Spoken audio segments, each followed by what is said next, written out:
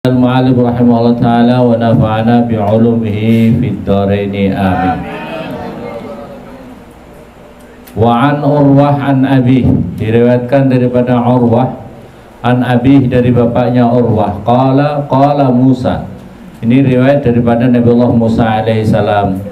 Ya Rabbi ayyu ibadika ahabbu ilaik. Ini Nabi Musa matur sama Allah, ya Rabbi, wahai Tuhanku, ayu ibadika, manakah hambamu ya Allah, ahabbu ilaik, yang lebih engkau cintai ya Allah.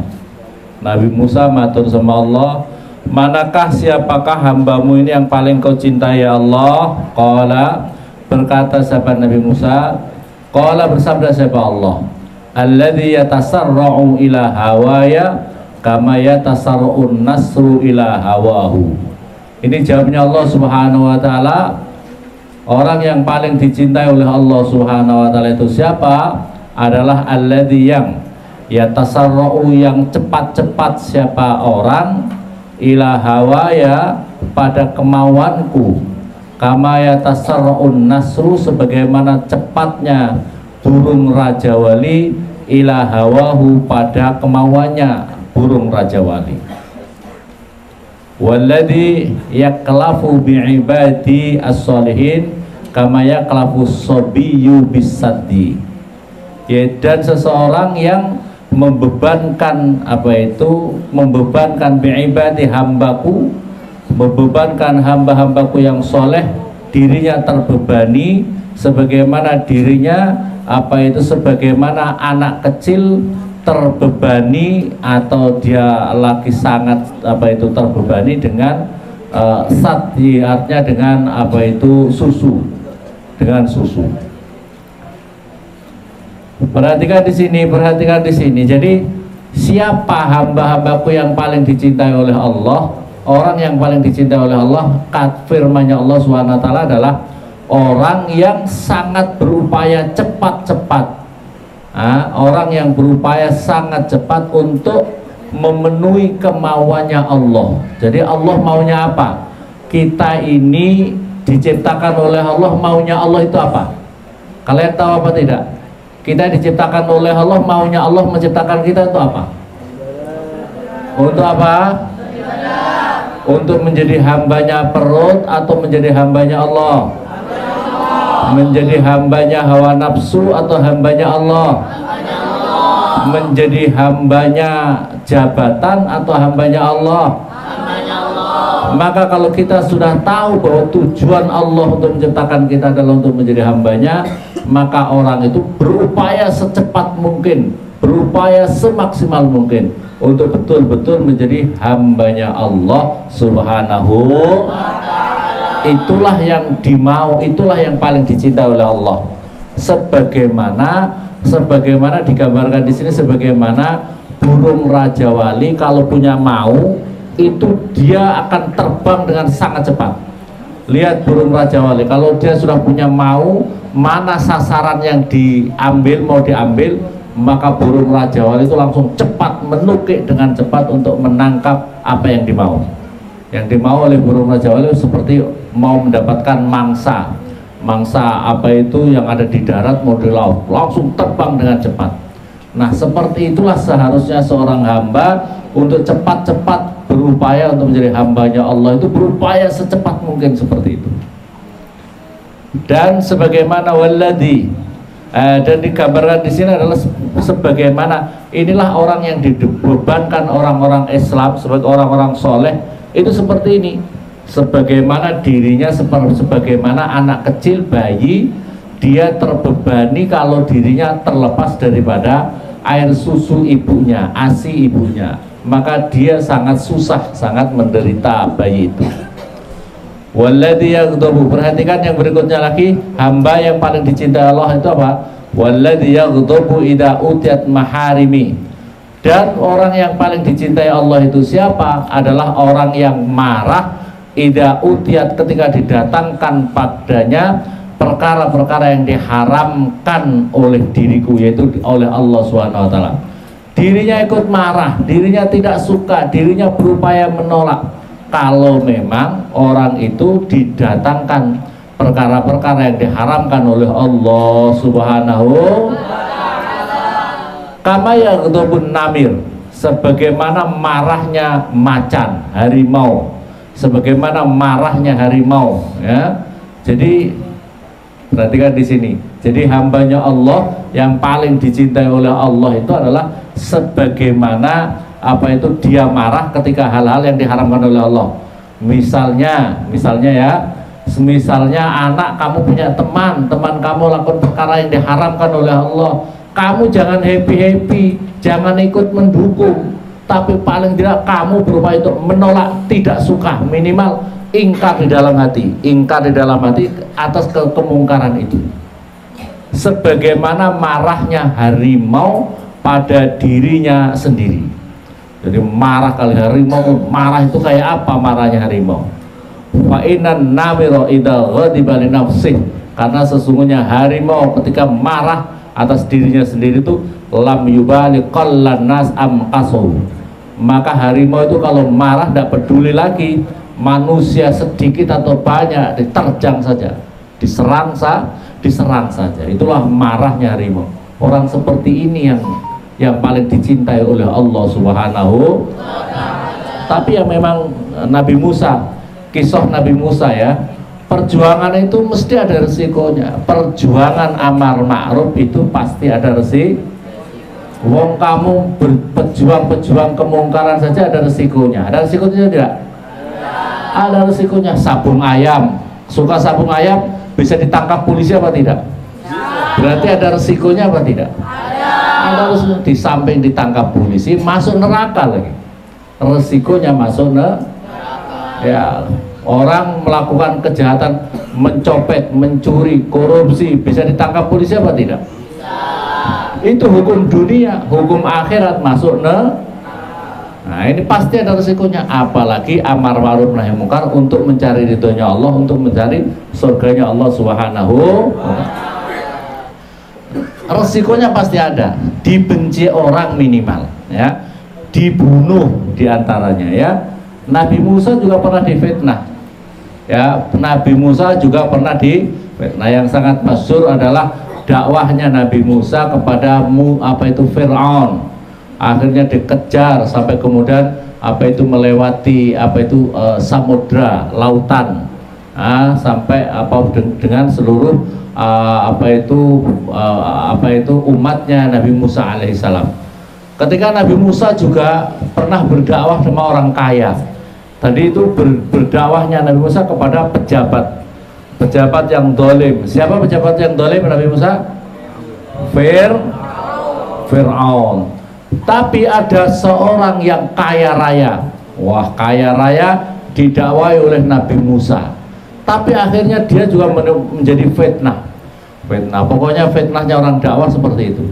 Kalau ingin cuma santai-santai, pokoknya baik-baik saja sama kanan kiri, nggak mau bikin masalah, pokoknya orang maksiat ya monggo silahkan, orang silahkan, nggak ada amar ma'ruf nahi munkar, ya aman. Ya aman begitu tuh, tapi tidak menjadi orang yang dicintai oleh Allah. Paham apa paham? Mau ke selatan ikut ke selatan, ke timur ikut ke timur, yang tidak punya pendirian, tidak punya karakter. Ya, Nabi Musa pernah difitnah ketika Nabi Musa menyampaikan, wahai umatku, kata Nabi Musa, kalau ada orang yang melakukan zina maka akan dihukum seperti ini. Kalau dia sudah menikah akan dirajam, kalau belum menikah akan dicambuk dan sebagainya. Tiba-tiba ada perempuan cantik, paham apa paham? Perempuan cantik datang ke majelisnya Nabi Musa. Dia mengatakan dia sudah hamil besar. Orang ini sudah hamil besar, wanita cantik sudah hamil besar. Dia ngomong, wahai Musa, kamu juga harus bertanggung jawab karena kamu menghamili diriku. Wah, heboh itu jamaahnya Nabi Musa. Wah, Nabi Musa masa menghamili perempuan? Langsung Nabi Musa, perempuan sini, sumpah demi Allah, kamu harus yang jujur. Jadi Nabi Musa itu kalau seseorang dengan sumpah itu menakutkan, sudah tidak ada pilihan lain. Jadi kalau seseorang itu sudah bersumpah atas nama Allah itu sangat hati, jangan main-main, jangan main-main. Sumpah demi Allah, kamu bicara yang jujur. siapa yang menghamili kamu? Siapa yang menyuruh kamu? Yang menghamili saya adalah ini, wahai Musa. Hanya tidak berani. Kalau sudah sumpah tidak berani. Terus siapa yang nyuruh kamu? Saya disuruh oleh Qarun. Saya disuruh oleh Qarun untuk memfitnah kamu. Akhirnya Nabi Musa, ya Allah, bersumpah, apa itu, berdoa kepada Allah. Ini Qarun sudah menimbulkan fitnah besar ini, ya Allah. Hanya bahasa kita ya. Minta keadilanmu ya Allah atas Qarun itu.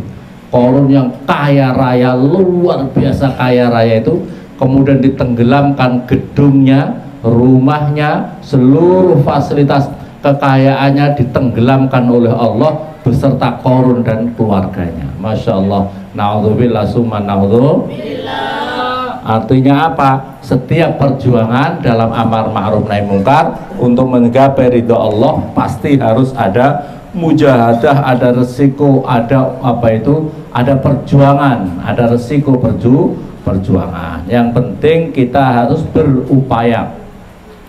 Maka oleh karena itu Rasulullah menyampaikan, kalau kamu melihat kemungkaran, maka rubahlah dengan kemampuanmu. Jika memang tidak, maka dengan lesanmu. Jika tidak bisa kalau tidak bisa, posisi yang ketiga apa?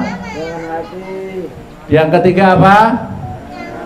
Kok nggak tahu ini santri? Nah, yang ketiga hadis Nabi, maka harus ingkar di dalam hati kita. Perhatikan, yang pertama, kalau kamu melihat kemungkaran, hal yang pertama kamu harus berupaya gimana? Merubah dengan kemampuanmu, dengan tanganmu.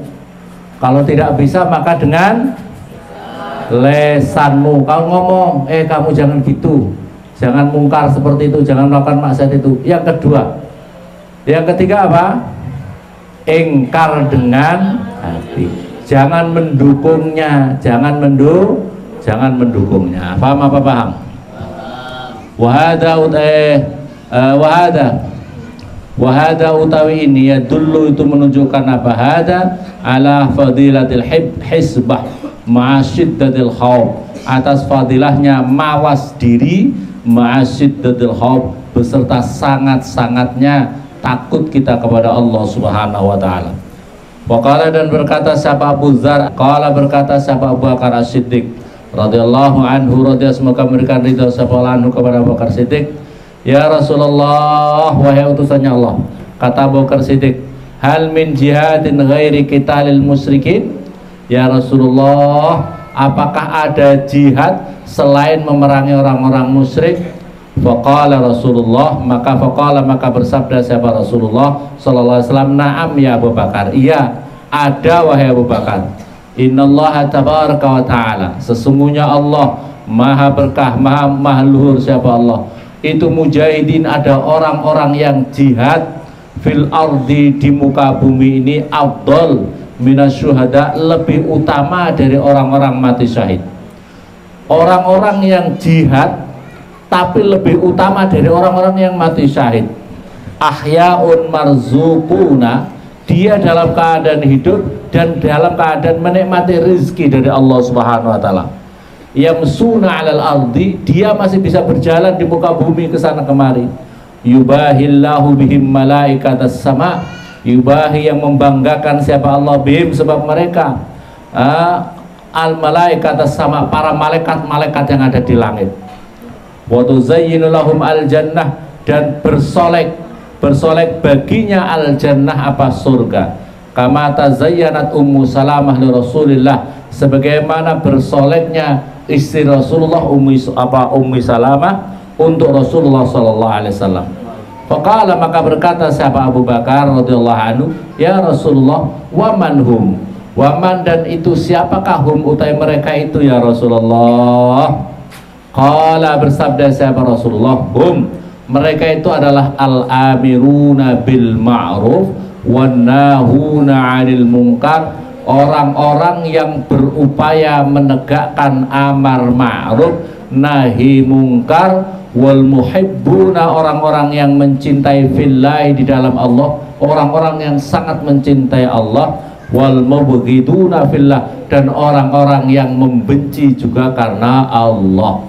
Orang yang cinta karena Allah, orang yang benci karena Allah. Sumakala, maka bersabda Nabi, walladzi nafsi biyadih, demi zat yang jiwaku ada di dalam genggamannya, genggaman Allah Subhanahu wa taala, innal abda, sesungguhnya seorang hamba minhum itu sebagian mereka, liyakunu, supaya ada siapa mereka itu, fil ghurfah, itu di dalam kamar, di dalam kamar istana, di dalam istana, di dalam tempat yang sangat indah, faqal ghurufat, yang di atas berbagai macam kamar-kamar yang indah di dalam surga, faqa ghurafis syuhada, yang di atas kamar-kamarnya para orang-orang yang mati syahid.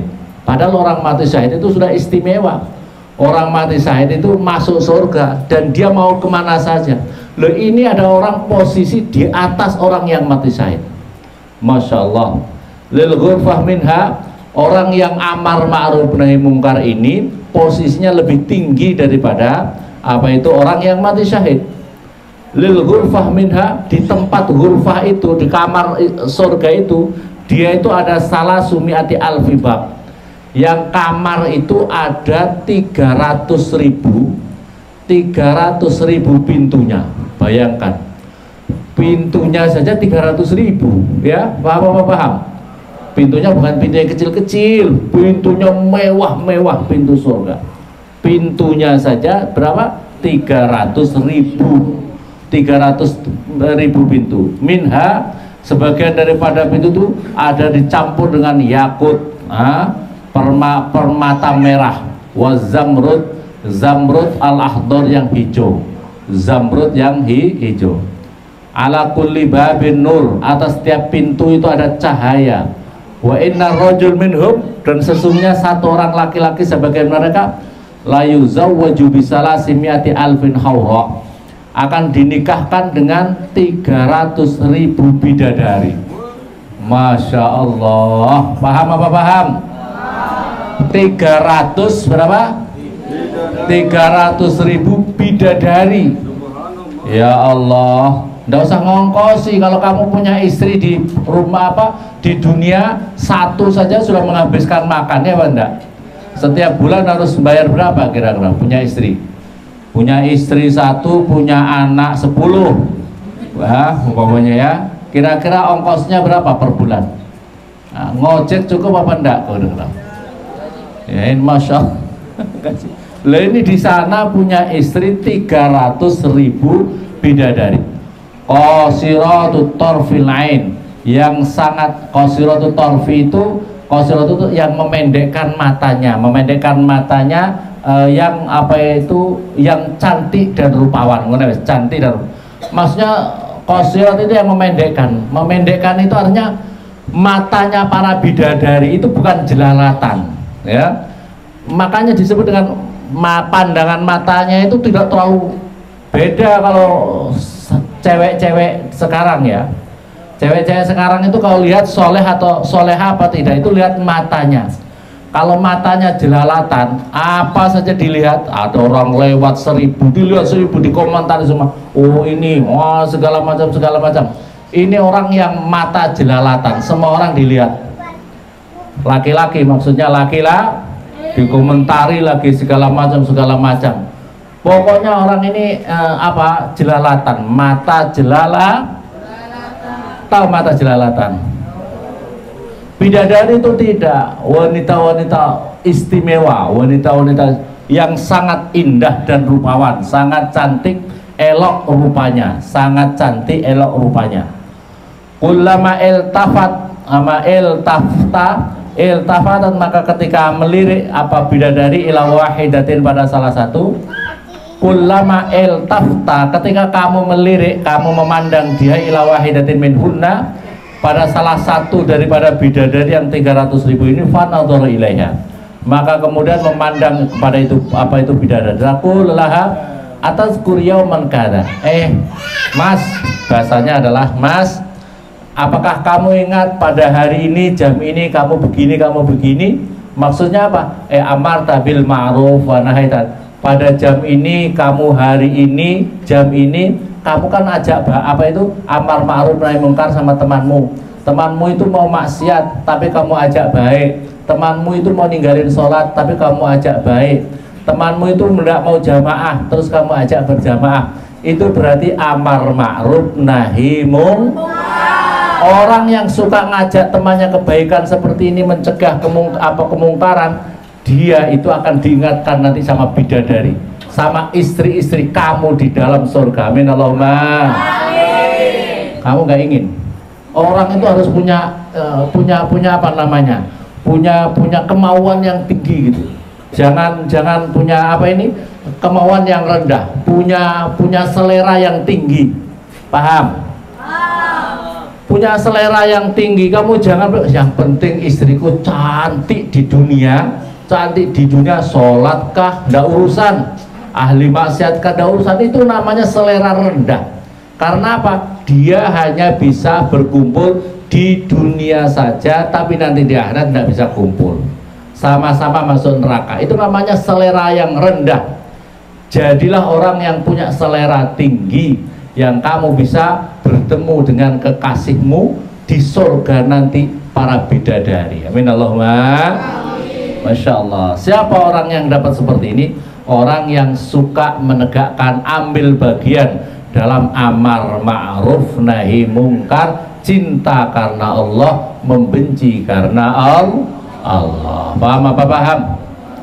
Masya Allah. Ini sabdanya Rasulullah SAW. Waqala, dan berkata, siapa Abu Ubaidah bin Jarrah radhiyallahu anhu, qultu, bertanya, ya Rasulullah, wahai utusannya Allah, ayu syuhada akram ala Allah azza wa jalla, ayu syuhada, manakah orang-orang mati syahid akramu yang lebih mulia ala Allah di sisi Allah azza wa jalla? Qala, maka jawabnya Rasulullah, rajulun qama ila jairin, orang yang apa itu akram ala Allah azza wa jalla, orang-orang yang mati syahid yang lebih mulia di sisi Allah adalah rajulun qama ila wali jairin, orang yang berani mendakwai seorang pejabat yang jair, yang jahat. Amarahu bil ma'ruf, yang mengajak mereka dengan ma'ruf, wa nahu 'anil munkar, dan mencegah dirinya dari kemungkaran. Faqatalahu, maka wali atau pemimpin yang jahat tadi membunuhnya. Jadi orang yang mati syahid itu punya peringkat yang tertinggi, yaitu orang yang matinya karena amar ma'ruf nahi mungkar kepada para pejabat pemimpin yang jahat. Paham apa paham? Fa illam yaqtulhu, jika memang tidak dibunuh oleh pemimpin itu, fa innal qalam la yajri alaih, sesungguhnya pencatatan apa itu malaikat kiraman katibin, malaikat-malaikat yang dimuliakan mencatat seluruh amal-amalnya, amal kebaikannya, maka sudah berhenti, tidak usah ditulis lagi, semuanya baik, semuanya ahli surga. Masya Allah, semuanya baik, semua ahli, la yajri alaih ba'da dzalik, wa in asa ma'asa, selama dia hidupnya.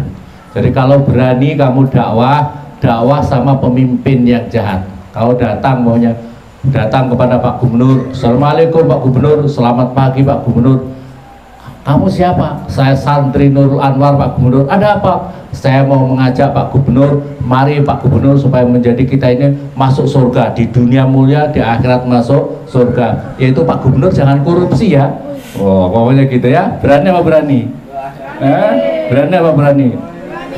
Kata Pak Gubernur, kamu ini siapa? Macam-macam ini, masuk penjara. Nah, masuk penjara atau tidak, yang penting dakwah itu juga pakai etika. Jangan kusro, pakai etika, pakai adab, pakai etika, pakai adab. Kamu kalau berdakwah sama siapa, pakai adab, gunakan adab. Jangan kusro ya, jangan kusro itu asal ngawur begitu. Kamu umpamanya ini umpamanya satu contoh, salah satu kasus. Kamu mau mendakwai bapak kamu misalnya, bapak kamu itu orangnya suka ninggalin sholat. Kamu ngomongnya juga harus baik, Pak. Umpamanya ngomongnya baik-baik sama bapak. Assalamualaikum bapak, kalau surati dengan bapak, saya doakan semoga, umpamanya kamu nyurati, saya doakan bapak, alhamdulillah anak ada di pondok baik-baik, semoga bapak yang di rumah juga baik-baik, dianugerahkan kesehatan, dianugerahkan kekuatan iman Islam, dianugerahkan bisa istiqomah dalam menjalankan sholat 5 waktu. Ini dakwah apa tidak ini? Dakwah apa tidak? Dakwah. Jadi bahasanya yang baik, enak, itu seolah mengingatkan, cuma itu yang mengajak sholat gitu. Jangan kamu dengan bahasa yang bapak itu anak apa kamu, bapak ini menyekolahkan saya, memondokkan saya di pondok, masa bapak bikin malu saya, bikin malu tetangga, masa bapak nggak sholat. Semoga saja bapak segera disolati. Ya, mau seperti itu.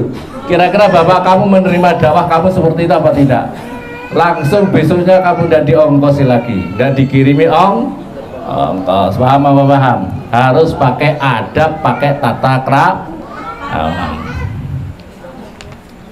Waqala, dan berkata siapa Al-Hasan Al-Basri, diriwayatkan daripada Hasan Al-Basri rahimah, semoga berikan kasih sayang kepada Hasan Basri siapa Allah. Qala, bersabda siapa Rasulullah utusannya Allah sallallahu alaihi wasallam, afdalu suhadai ummati, sesungguhnya paling utamanya orang yang mati syahid umatku adalah rajulun, seorang laki-laki koma yang berani berdiri siapa rajul ila imamin jair, pada pemimpin yang jahat, fa amarahu, maka ngajak rajul itu kepada pemimpin yang jahat bil ma'ruf, dengan perkara yang bagus, wa nahu 'anil munkar, dan mencegahnya dari perbuatan mungkar.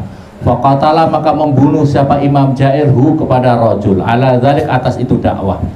Fadzalika, maka utai itu fadzalika maka itu asyhadu, orang yang syahid, manzilatuhu, utai kedudukannya orang mati syahid seperti itu, fil jannah baina Hamzah wa Ja'far, antara dua sahabat Nabi yang istimewa, yaitu paman Rasulullah Hamzah dan Ja'far. Masya Allah, ini keistimewaannya orang yang amar ma'ruf nahi munkar. Waqala, dan berkata siapa Umar bin Khattab radhiyallahu anhu, sami'tu, mendengar siapa saya Rasulullah pada utusannya Allah sallallahu alaihi wasallam, yaqul bi'sal qaumu, sejelek-jeleknya kaum, kaumun yaitu suatu kaum, la ya'muruna, yang tidak ngajak siapa kaum, bil qisti, dengan keadilan, wa bi'sal qaum, dan sejelek-jeleknya kaum, la ya'muruna, yang tidak ngajak siapa mereka, bil ma'ruf, dengan perkara yang ma'ruf, wa la yanhauna, dan tidak mencegah siapa mereka, anil munkari, daripada mungkar. Semoga Allah Subhanahu wa taala menganugerahkan diri kita, keluarga kita, anak turun kita menjadi orang-orang yang bisa menegakkan amar ma'ruf nahi mungkar dengan bijaksana, dengan sebaik-baiknya, sehingga dakwah kita bisa diterima di seluruh umat, di seluruh kalangan. Amin Allahumma amin. Berkah hidup kita, keluarga kita, anak turun kita, fiddin wa ala hadina wa ala hadrati Muhammadin sallallahu alaihi wasallam. Al-Fatihah.